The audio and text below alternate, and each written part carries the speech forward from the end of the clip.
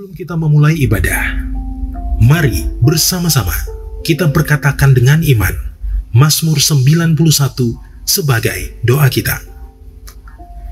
Dalam lindungan Allah, orang yang duduk dalam lindungan yang maha tinggi dan bermalam dalam naungan yang maha kuasa akan berkata kepada Tuhan, tempat perlindunganku dan kubu pertahananku, Allahku yang kupercayai.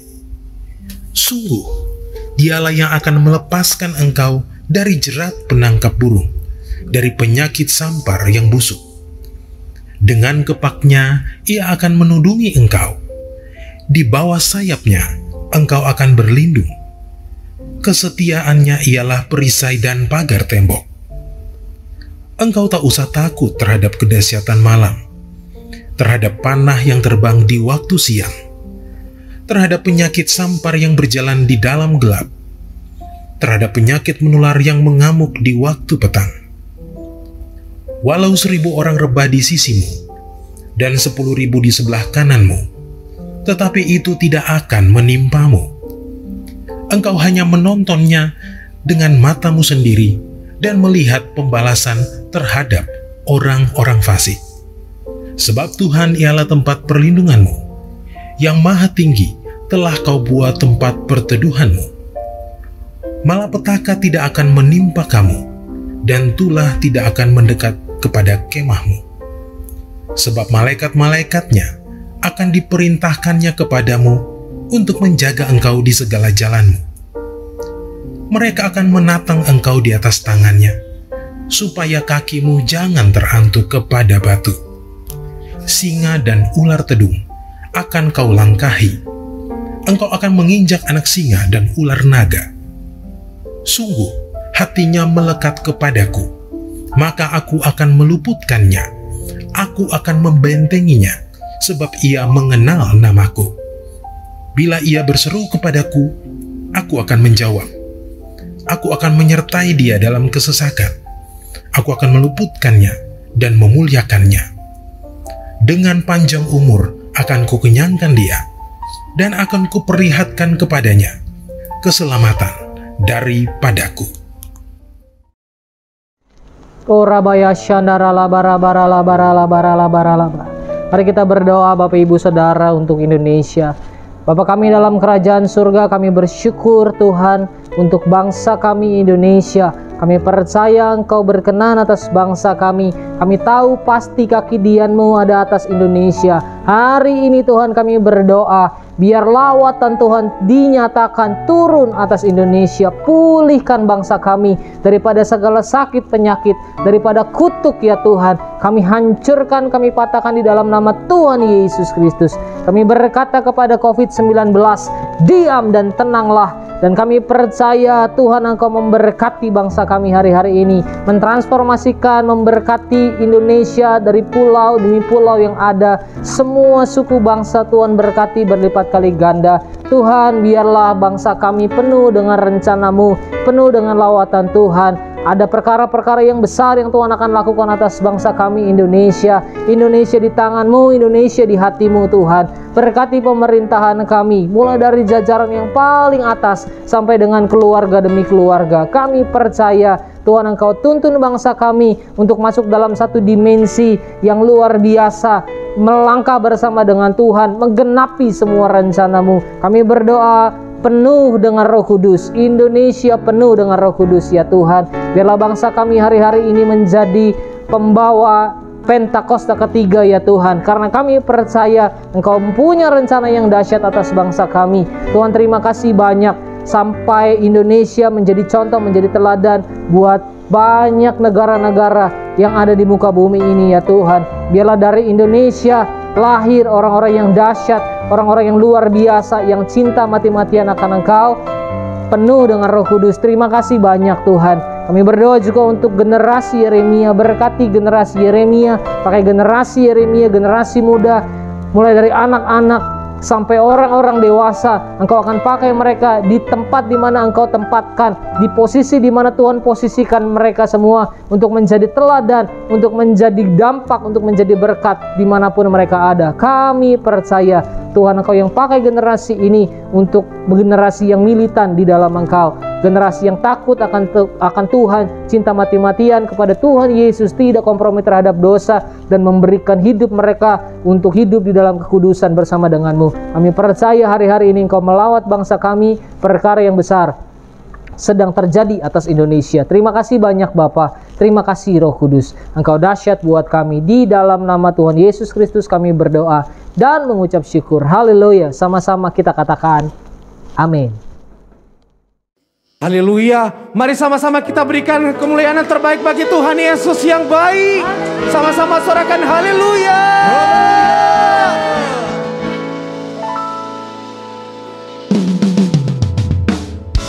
Mari sambil kita bertepuk tangan bagi Tuhan.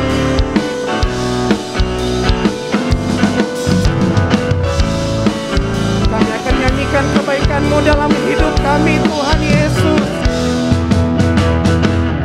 Tiada berkesudahan kasih setia-Mu Tuhan, selalu baru rahmat-Mu bagiku. Hari berganti hari, tetap kulihat kasih-Mu, tak pernah berakhir di hidupku. Yang percaya Tuhan Yesus baik, sama-sama katakan, oh, sungguh amat baik, untuk selama-lamanya.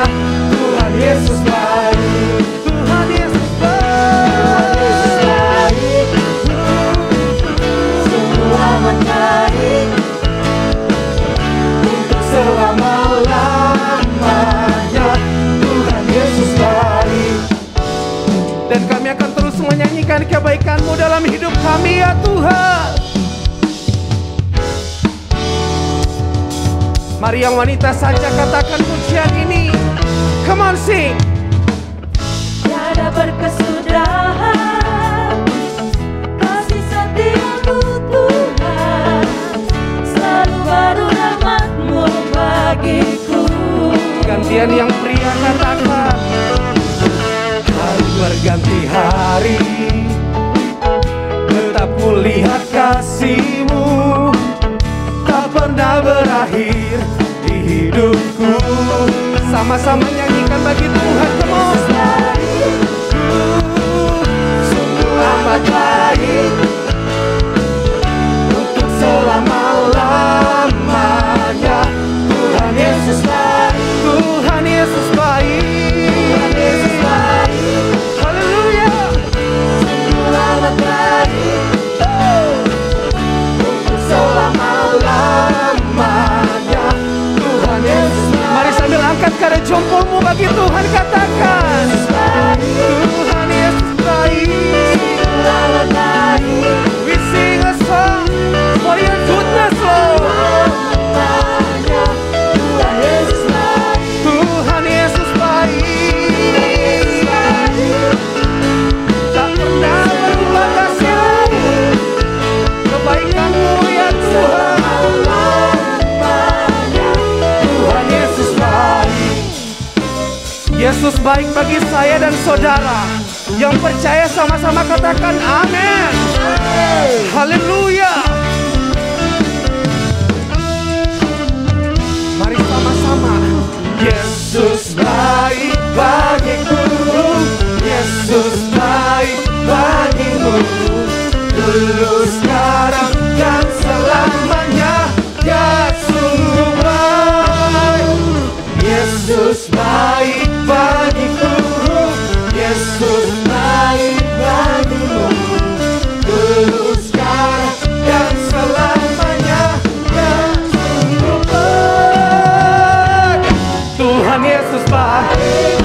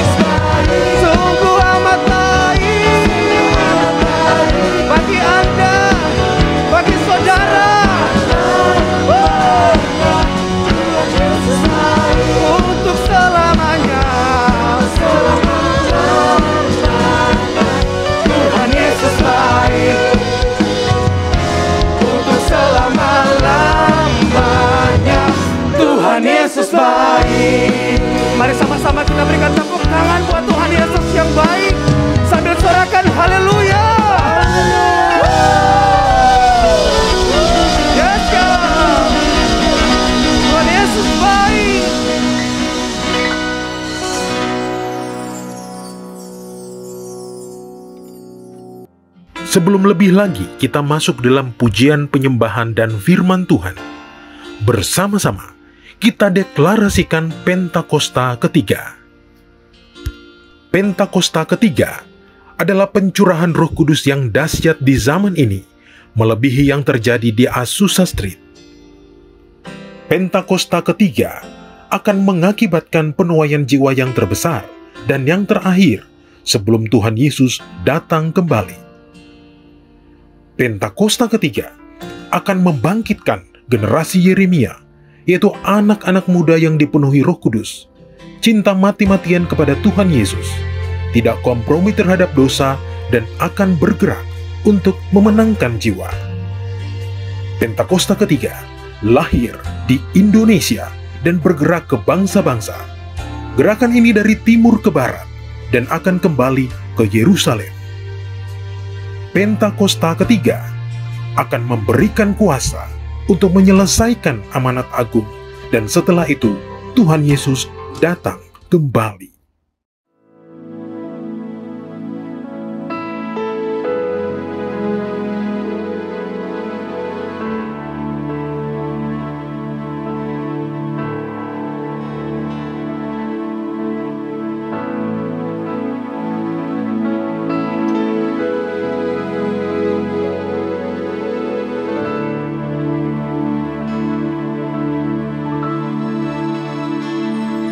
Cinta Kau,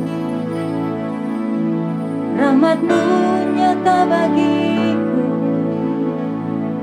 hidupku di dalam tangan-Mu. Sejak pagi ku terbangun sampai ku terbaring, ku nyanyi kebaikan-Mu Tuhan. Sepanjang hidupku Kau setia, sepanjang hidupku Kau sangat baik. Nafasku memuliakan-Mu, ku nyanyi kebaikan-Mu Tuhan.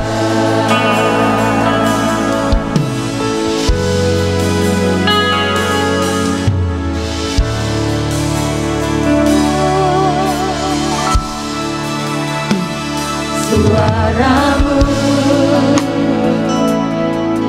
tuntunku lewati api, dalam gelap Kau ada bagiku. Ku tahu sungguh Kau Bapakku dan sahabatku. Ku saksikan kebaikan-Mu Tuhan. Sepanjang hidupku Kau setia, sepanjang hidupku Kau sangat baik. Nafasku memuliakan-Mu, ku nyanyi kebaikan-Mu Tuhan. Sepanjang hidupku, sepanjang hidupku Kau setia,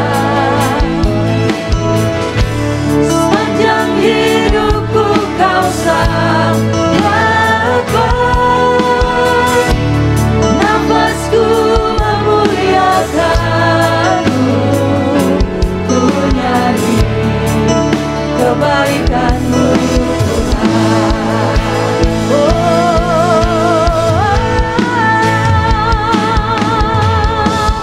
Kebaikan-Mu Tuhan berkati hidupku. Kebaikan-Mu Tuhan sertai langkahku. Aku berserah dalam menyembah, hidupku bagimu. Kebaikan-Mu Tuhan berkati hidupku. Kebaikan-Mu Tuhan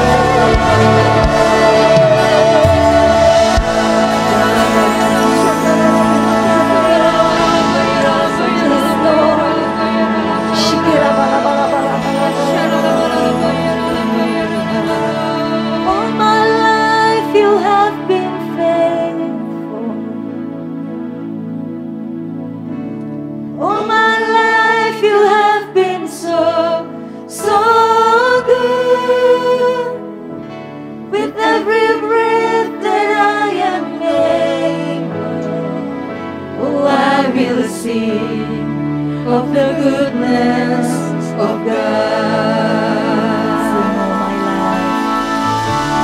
All my life you have been faithful.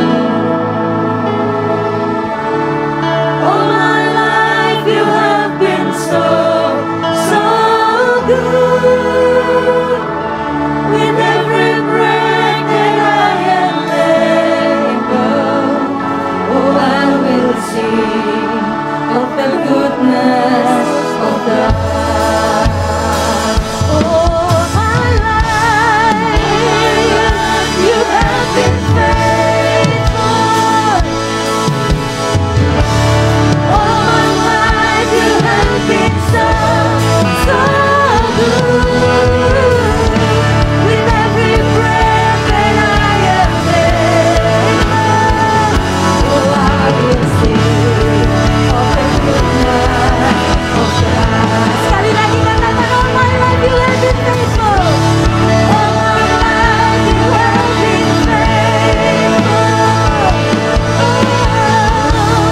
All my life you have been so good. With every breath that I am able, oh, I will sing of the goodness of God. Oh, I will sing of the goodness of God. Oh, I will sing of the goodness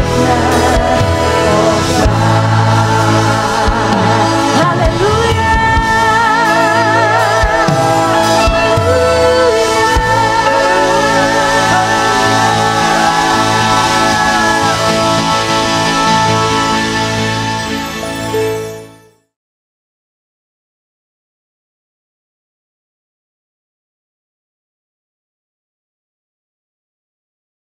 Shalom semuanya. Markus 4 ayat 29 berkata, sebab musim menuai sudah tiba. Sebab musim menuai sudah tiba. Penuaian jiwa yang terbesar dan yang terakhir sebelum Tuhan Yesus datang sudah terjadi. Api Roh Kudus yang dahsyat dari Pentakosta ketiga sedang turun. Pada waktu bulan Juli 2022 yang lalu, ketika saya berada di acara Pentecost Again Celebration di Azusa Street Prayer Tower, saya berkhotbah tentang lahirnya Pentakosta yang ketiga. Karena Pentecost Again ini adalah Pentakosta ketiga. Di situ saya menerangkan bahwa bukan saya yang menciptakan Pentakosta yang ketiga, melainkan saya yang menyimpulkan atau menyusun kepingan-kepingan atau puzzle pewahyuan yang Tuhan berikan dan telah singkapkan kepada banyak hamba Tuhan. Bagian saya, Tuhan memberitahu akan terjadinya pencurahan Roh Kudus yang dahsyat di zaman ini, yang namanya adalah Pentakosta ketiga. Jadi pada waktu awal tahun 2009, Tuhan berbicara kepada saya dengan sangat serius dari Wahyu 3 ayat 11 bagian A. Aku datang segera. Aku datang segera. Saya gemetar dan bertanya kepada Tuhan. Tuhan, apa yang akan Tuhan lakukan? Dan apa yang harus saya kerjakan? Sekitar 6 bulan kemudian, Tuhan baru menjawab pertanyaan saya dengan berkata, aku akan mencurahkan rohku. Aku akan mencurahkan rohku, kata Tuhan. Pada saat aku mencurahkan rohku, maka akan terjadi seperti Yoel 2 ayat 28 sampai dengan 32. Tahun 2013, Tuhan memberikan nama tentang pencurahan Roh Kudus ini sebagai Pentakosta ketiga. Pada tahun 2013, dalam Empower 21 Asia di SICC, pesan tentang Pentakosta ketiga ini untuk pertama kalinya dikumandangkan. Saya bertanya kepada Tuhan, Tuhan, berikan kepada saya pengertian tentang Pentakosta ketiga ini. Kemudian Tuhan memberikan 5 pengertian apa yang dimaksudkan dengan Pentakosta ketiga. Kelima pengertian itu tidak semuanya diberikan kepada saya, tetapi sebagian diberikan kepada hamba-hamba Tuhan yang lain. Dan saya diberikan tugas oleh Tuhan untuk menyusun kepingan-kepingan atau pasal dari nubuatan-nubuatan yang diberikan kepada hamba-hamba Tuhan tadi. Dan ketika digabungkan, muncullah 5 pengertian tentang Pentakosta ketiga ini. 5 pengertian tentang Pentakosta ketiga adalah sebagai berikut. Yang pertama, Pentakosta ketiga adalah pencurahan Roh Kudus yang dahsyat di zaman ini, melebihi yang terjadi di Azusa Street. Ini berasal dari William Seymour. William Seymour adalah orang yang dipakai Tuhan dalam Pentakosta kedua di Azusa Street tahun 1906. Dan yang kedua, Pentakosta ketiga akan mengakibatkan penuaian jiwa yang terbesar dan yang terakhir sebelum Tuhan Yesus datang kembali. Ini juga dari William Seymour. Dan yang ketiga, Pentakosta ketiga akan membangkitkan generasi Yeremia, yaitu anak-anak muda yang dipenuhi dengan Roh Kudus, cinta mati-matian kepada Tuhan Yesus, tidak kompromi terhadap dosa, dan akan bergerak untuk memenangkan jiwa. Ini berasal dari Russell Evans dari gereja Planet Shaker Melbourne. Dan yang keempat, Pentakosta ketiga lahir di Indonesia dan bergerak ke bangsa-bangsa. Gerakan ini dari timur ke barat dan akan kembali ke Yerusalem. Ini berasal dari Cindy Jacobs. Dan yang kelima, Pentakosta ketiga akan memberikan kuasa untuk menyelesaikan amanat agung. Dan setelah itu Tuhan Yesus datang kembali. Ini dari Tim Hill, Ketua Umum Church of God Amerika Serikat. Api Pentakosta menyala, api Pentakosta menyala, api, api, api, api, api, api Pentakosta ketiga, api Pentakosta menyala, api Pentakosta menyala, api, api, api, api, api, api Pentakosta ketiga, api Pentakosta ketiga, api Pentakosta ketiga. Dari tanggal 26 September 2022 sampai dengan 15 September tahun 2023, menurut kalender Ibrani, kita sedang memasuki tahun 5783 atau yang disebutkan dengan P Gimel. Memasuki tahun 5783 ini, kita akan melihat kasih karunia yang luar biasa yang akan dicurahkan kepada mereka yang sungguh-sungguh mencari Tuhan. Namun bersama dengan itu, akan ada pembersihan di rumah Tuhan dan penghakiman terhadap dunia ini. Tuhan akan mengungkapkan dosa-dosa yang tersembunyi. Tidak ada sesuatu pun yang tertutup yang tidak akan dibuka. Dan tidak ada sesuatu pun yang tersembunyi yang tidak akan diketahui. Karena itu, apa yang kita katakan dalam gelap akan kedengaran dalam terang. Dan apa yang kita bisikkan ke telinga di dalam kamar akan diberitakan dari atas atap rumah. Bukan rahasia lagi bahwa hari-hari ini gereja Tuhan sedang dibersihkan dalam hal dosa keuangan, dosa moral. Banyak hamba-hamba Tuhan yang jatuh. Hal ini harus diartikan bahwa peristiwa ini baru diungkapkan oleh Tuhan sekarang ini. Sedangkan prosesnya sebenarnya sudah lama. Hal-hal yang menyebabkan terjadinya banyak kejatuhan dari hamba-hamba Tuhan hari-hari ini bisa diuraikan sebagai berikut. Pengkhotbah 10 ayat 1 berkata, lalat yang mati menyebabkan urapan dari pembuat urapan berbau busuk. Demikian juga sedikit kebodohan lebih berpengaruh daripada hikmat dan kehormatan. Ayat ini bisa diartikan sebagai berikut. Sama seperti lalat mati yang membusuk akan merusak sejumlah minyak wangi. Demikian pula sedikit kebodohan dapat meniadakan dampak hikmat yang besar.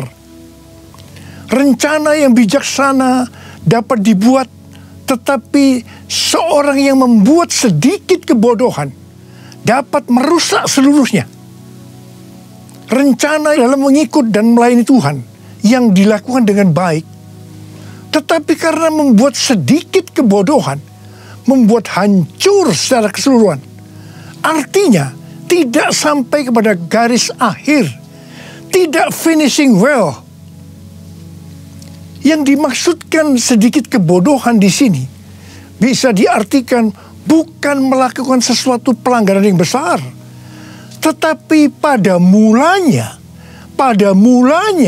mengabaikan hubungan mereka dengan Tuhan. Sedikit demi sedikit akan merampas kasih, keintiman, kebijaksanaan, tekad yang mereka miliki, sehingga hal itu membuat mereka tidak setia kepada Tuhan. Dan tiba-tiba kehancuran datang.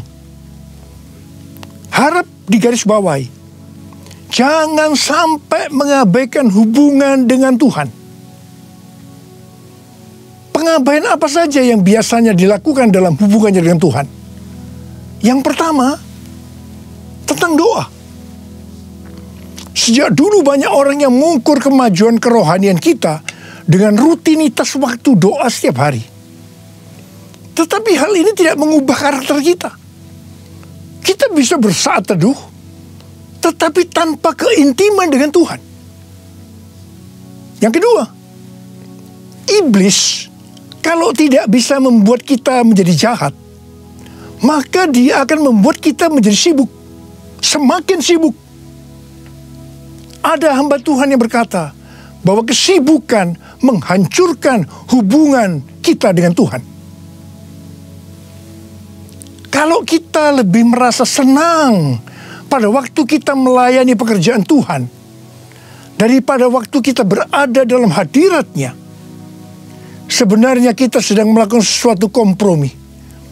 Meskipun kelihatannya kualitas kerohanian kita hebat, dan seiring dengan waktu, kepura-puraan akan mengikat kita.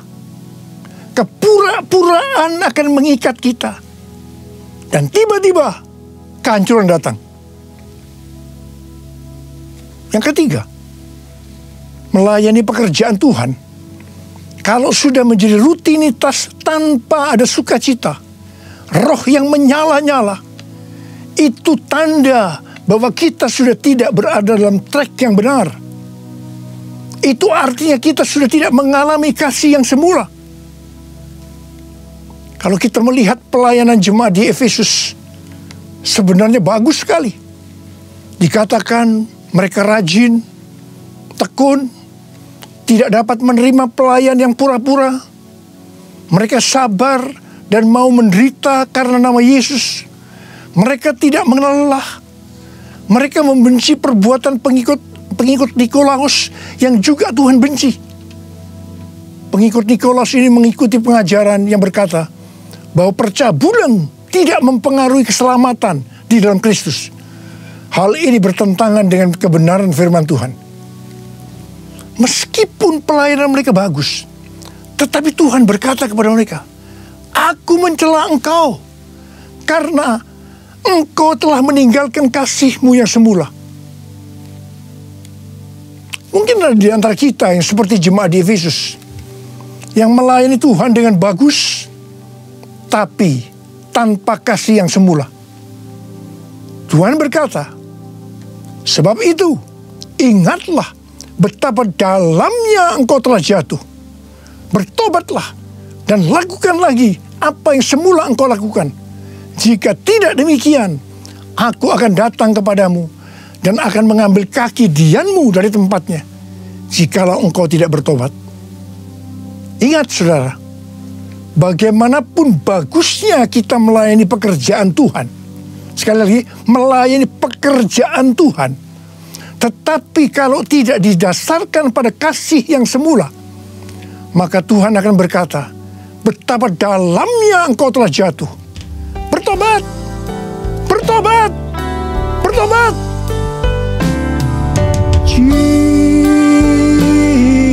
Jesus, Lord Jesus,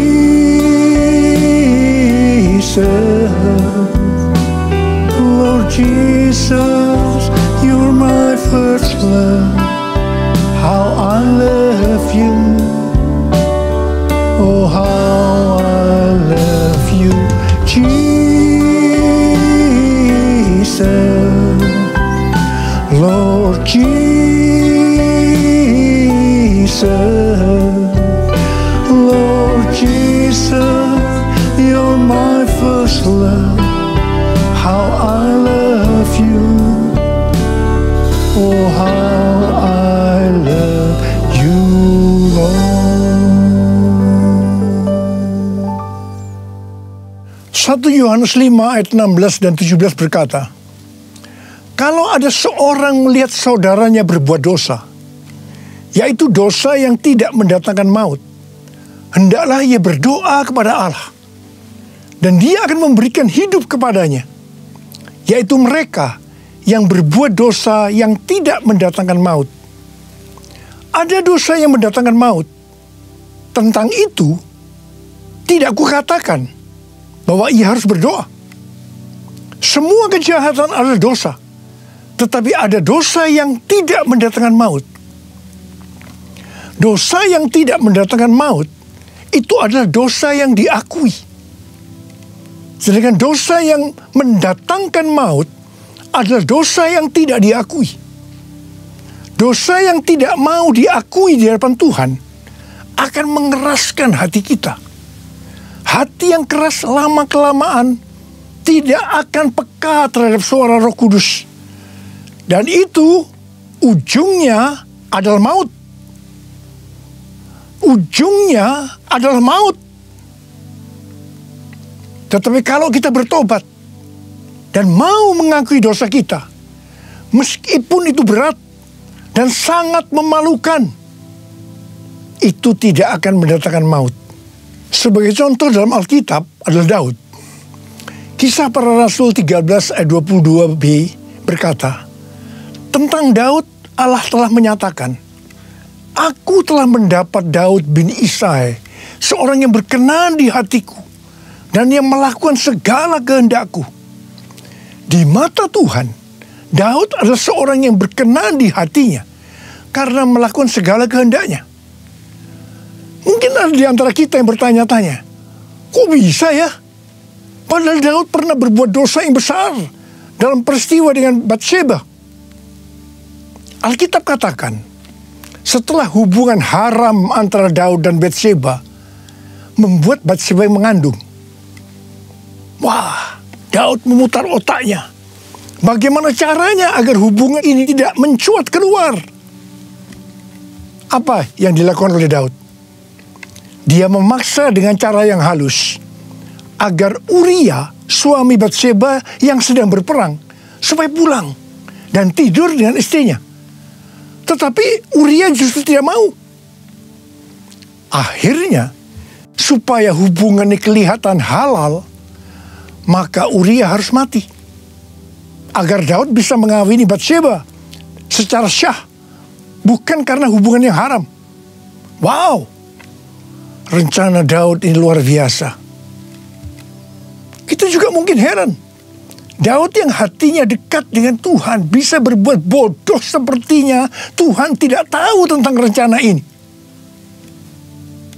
Kemudian Tuhan menyuruh Nabi Nathan untuk menegur Daud. Nah, disinilah kita akan melihat respon Daud ketika ditegur tentang dosa yang disembunyikan itu. Daud langsung mengakui dosa yang diperbuatnya tanpa berbelat-belit. Dia minta ampun kepada Tuhan dengan sungguh-sungguh. Dan Daud tidak menyembunyikan dosa yang memalukan untuk supaya tidak diketahui orang. Justru kalau kita melihat dalam Mazmur 51, yang merupakan doa pengakuan dosa Daud ketika Nabi Nathan datang kepadanya setelah menghampiri Batsheba.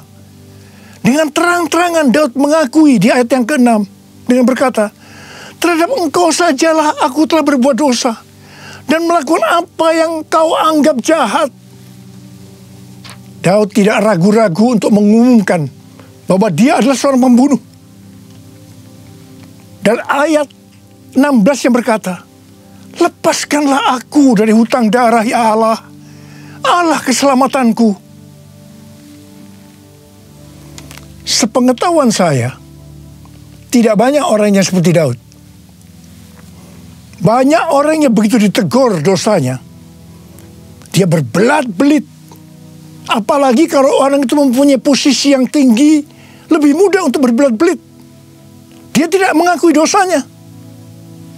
Ingat, kalau kita melakukan seperti itu, Alkitab tadi katakan, itu dosa yang mendatangkan maut. Tetapi kalau kita mengakui dosa kita, meskipun itu dosa yang besar, memalukan, justru di mata Tuhan, itu merupakan dosa yang tidak mendatangkan maut. Tidak heran kalau kita melihat kehidupan Daud. Dia disebut orang yang berkenan di hati Tuhan, karena dia melakukan segala kehendak Tuhan. Dan yang lebih hebat lagi, Alkitab katakan, Yesus disebut anak Daud. Saya akan ingatkan kepada saudara, jangan menyembunyikan dosa. Sebab itu akan diungkapkan oleh Tuhan dengan cara yang tidak bisa kita mengerti. Dan yang lebih penting lagi, kalau kita mengaku dengan jujur di hadapan Tuhan, meskipun dosa itu sangat memalukan, dosa itu tidak akan mendatangkan maut. Dan Tuhan berkata, dosa seperti itu yang didoakan. Seperti yang dikatakan dalam 1 Yohanes 5 ayat 16 dan 17 tadi. Kalau ada seorang melihat saudaranya berbuat dosa, yaitu dosa yang tidak mendatangkan maut, hendaklah ia berdoa kepada Allah, dan Dia akan memberikan hidup kepadanya. Yaitu mereka yang berbuat dosa yang tidak mendatangkan maut. Ada dosa yang mendatangkan maut, tentang itu tidak kukatakan bahwa ia harus berdoa. Saya mau berdoa buat saudara.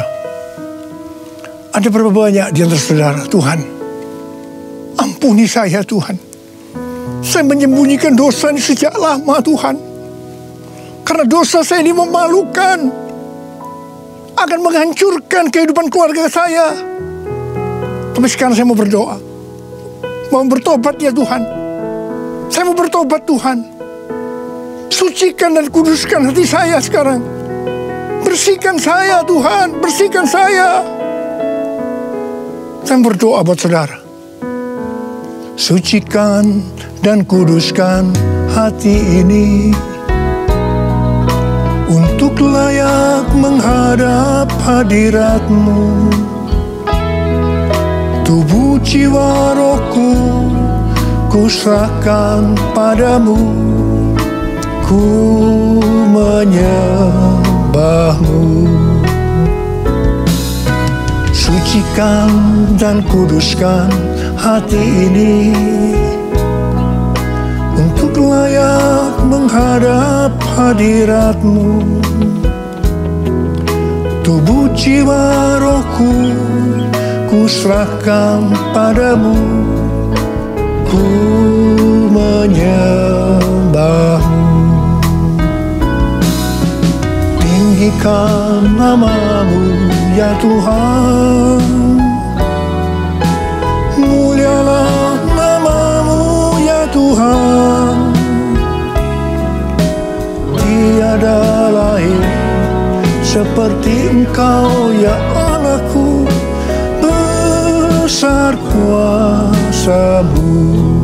Mari angkat tangan saudara, kita berbahasa roh. Kuralaba syaralaba kana mata karabalaba. Oh rialala bara bara bara bara bara bara bara bara bara bara bara bara bara. Oh rialala bara bara bara bara bara bara bara. Ya Tuhan, Kau lihat anak-anak-Mu yang mengangkat tangan di hadapan-Mu. Mereka sekarang minta ampun kepada-Mu. Mereka mengungkapkan dosa-dosa yang tersembunyi. Mereka akui saat ini Tuhan. Tuhan, sucikan dan kuduskan hati kami semua ya Tuhan, untuk layak menghadap hadirat Tuhan. Ya Tuhan, bersihkan kami, bersihkan kami, bersihkan kami, agar dosa yang kami lakukan tidak mendatangkan maut ya Tuhan. Oh Rabba-Baba, berkati anak-anak-Mu. Terima kasih Tuhan, terima kasih Tuhan, berkat-Mu melimpah. Terima kasih, terima kasih. Kasihani kami Tuhan, kasihani kami semua ya Tuhan, kasihani kami. Terima kasih, dalam nama Yesus kami berdoa. Amin.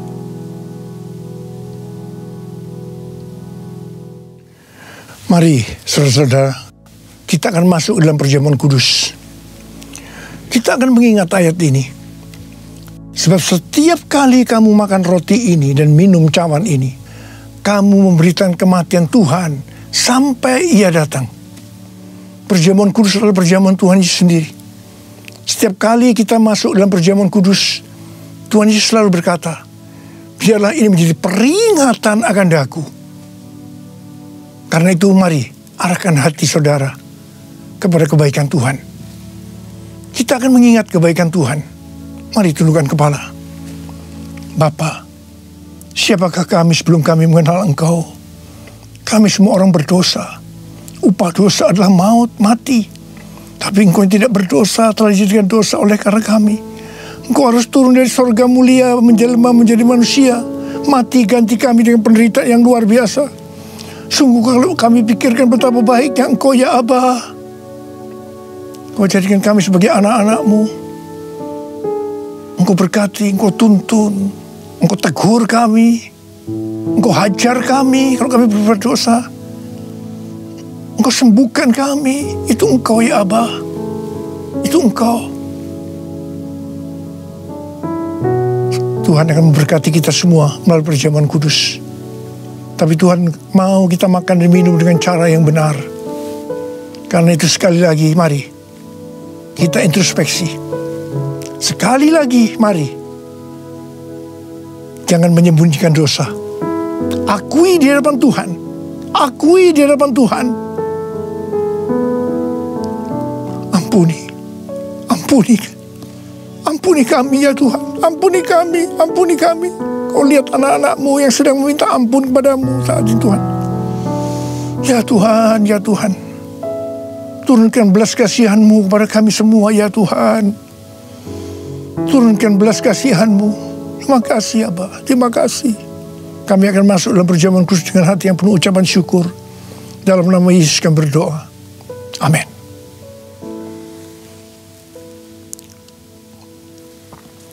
Sekarang mari kita angkat roti di tangan kanan kita tinggi-tinggi. Sebab apa yang telah kuteruskan kepadamu telah aku terima dari Tuhan. Yaitu bahwa Tuhan Yesus pada malam waktu Ia diserahkan mengambil roti. Dan sesudah itu Ia mengucap syukur atasnya. Dia memecah-mecahkannya dan berkata, inilah tubuhku yang diserahkan bagi kamu. Perbuatlah ini menjadi peringatan akan aku. Sudah dikasih Tuhan, bukankah roti yang kita pecah-pecahkan ini adalah persekutuan kita dengan tubuh Kristus? Mari kita makan dalam nama Yesus.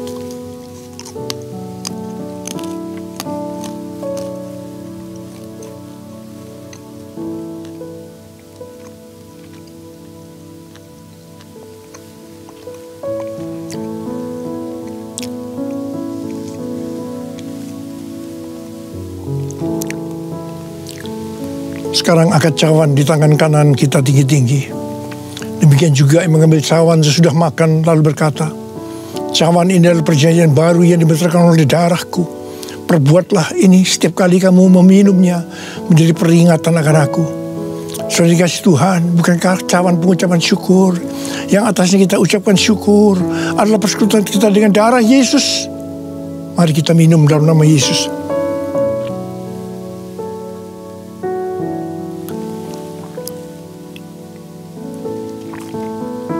Mari angkat tangan kita, ucapkan syukur dengan suara, jangan diam. Tuhan, terima kasih ya Tuhan.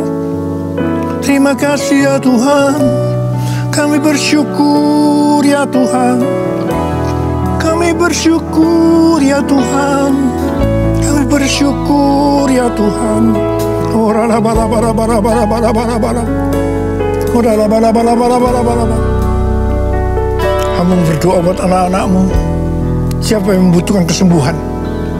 Siapa yang membutuhkan mujizat Tuhan? Angkat tangan saudara. Oraraba sikararaba, terima kesembuhan. Terima kesembuhan. Terima, terima, terima, terima, terima, terima mujizat Tuhan. Terima, terima, terima, terima. Oh, rara-bala-bala-bala-bala.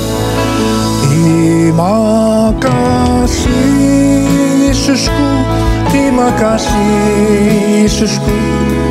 Puji syukur hanya bagi Tuhanku. Terima kasih Yesusku, terima kasih Yesusku. Puji syukur hanya bagi Tuhanku. Terima kasih. Terima kasih Yesusku, terima kasih Yesusku. Puji syukur hanya bagi Tuhanku. Terima kasih Yesusku, terima kasih Yesusku. Puji syukur hanya bagi Tuhanku. Puji syukur hanya bagi Tuhanku. Puji syukur hanya bagi Tuhanku.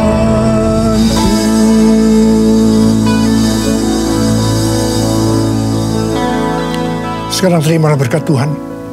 Kasih karunia berlimpah-limpah daripada Allah Bapa dalam Anak yang tunggal Yesus Kristus.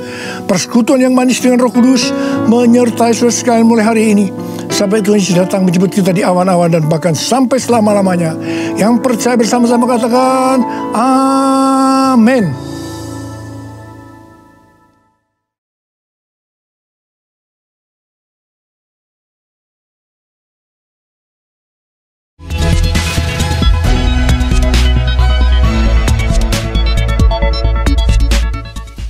Shalom Bapak Ibu dan teman-teman sekalian. Saya akan menyampaikan informasi dari Rayon 1G. Bagi Bapak Ibu yang belum mengetahui, Rayon kita yaitu Rayon 1G sudah memiliki mobile apps atau aplikasi yang dapat diinstal di smartphone, baik di Android phone atau iOS phone. Untuk yang belum menginstal aplikasi GBI Rayon 1G, dapat mendownload di Play Store bagi yang menggunakan smartphone Android atau di App Store bagi yang menggunakan smartphone iOS dengan mengetik di mesin pencarian GBI Rayon 1G. Di dalam aplikasi GBI Rayon 1G, Bapak Ibu bisa banyak mendapatkan berbagai informasi dan manfaat.